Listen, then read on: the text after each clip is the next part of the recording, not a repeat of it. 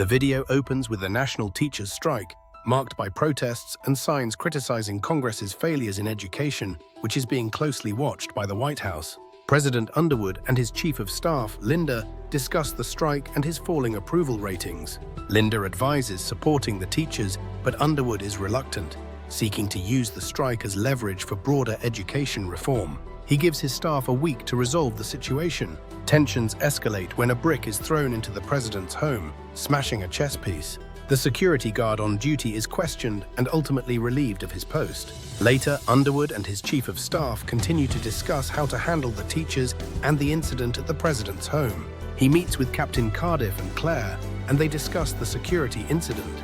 Claire speaks on the phone with a man named Adam about work, while Underwood is approached by a man named Peter, who asks for help in becoming governor. Meanwhile, Claire visits a gravely ill Steve Arnold in the hospital, along with his wife, Jeanette. The encounter reveals that Claire and Steve's conflict concerns labor organization. Before that meeting, someone throws a foam brick at Underwood's computer, representing the protests. News reports cover the strike, showing violent protests with people throwing bricks. Underwood and Linda discuss Marty Spinello's CNN appearance, where Spinello argues they're trying to bury the discussion about public education. Underwood, Stamper, and Linda meet to strategize regarding the teachers' strike. Underwood and his team rehearse for his own CNN debate with Marty, anticipating Spinello bringing up the brick incident. Underwood assigns Stamper to work with Peter Russo on an economic recovery program for Russo's district. During the debate, Marty mentions the brick thrown at Claire's window, and Underwood exploits the opportunity to condemn violence while shifting the focus back to Congress's failures regarding education. Congressman Terry Womack accuses Underwood of using Claire for political gain during the debate. Afterwards, Claire expresses her frustration with Underwood's improvisations during the debate.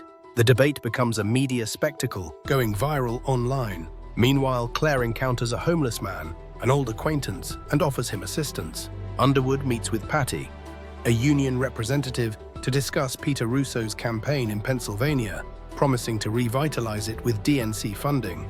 Underwood dismisses an employee's plea to avoid being fired, claiming he cannot interfere. Back in his office, Underwood inquires about Barney Hall and then seeks to find a local kid who can't fly on a plane. Under pressure, Underwood and Claire are at odds, and she briefly points a gun at him. Underwood then reaffirms his commitment to Peter Russo, tasking Stamper with ensuring Russo stays sober and on track. Elsewhere, Claire receives persistent text messages from someone named Steve while discussing an ecologically responsible river district plan. Underwood and his assistant discuss how to end the strike quickly, aiming to present the president as victorious and implying the situation is at its limit. Underwood rejects proposals for debates and legislative changes to resolve the national teachers' strike, asserting his personal control. Linda informs him of an upcoming meeting with the Federal Election Commission. A strained phone conversation between Underwood and Claire reveals her exhaustion and loneliness. Underwood expresses his doubt in Adam's capabilities to Stamper. Underwood instructs Stamper to contact Captain Cardiff regarding Mitchum. Following this, Stamper receives money from Underwood. News breaks of a shooting at 3rd and Delta 2.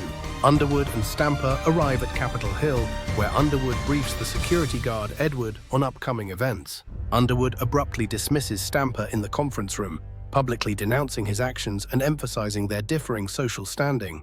Stamper leaves, visibly upset, and Underwood is left looking angry. Claire encounters a homeless old friend and gifts him a currency swan. Later, Claire visits a terminally ill Steve Arnold in the hospital, where he confesses his hatred for Frank, and Claire reveals her own disillusionment with her marriage to Frank, explaining that when they got married, Frank said that if she ever dreamt of happiness, just say no. Back in the present, Underwood reflects on a past campaign event where he and a younger woman, presumably Claire, are crafting a tweet about the Tyler Davis case.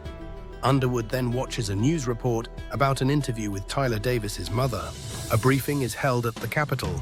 The president announces his imminent departure for the Capitol, vowing to end the teachers' strike. He meets with Mr. Spinello, the teachers' union leader, rejecting compromise and asserting his dominance. The scene culminates in a tense confrontation between Underwood and Stamper, with Underwood revealing a small book from a case. Spinello leaves, angered. Underwood confronts Congressman Terry Womack about negative comments Womack made about Claire. Womack implies Underwood exploits Claire for political advancement, provoking Underwood into punching him. A White House staffer witnesses the aftermath. Underwood decides not to press charges against Womack, informing him the teachers' strike will end immediately.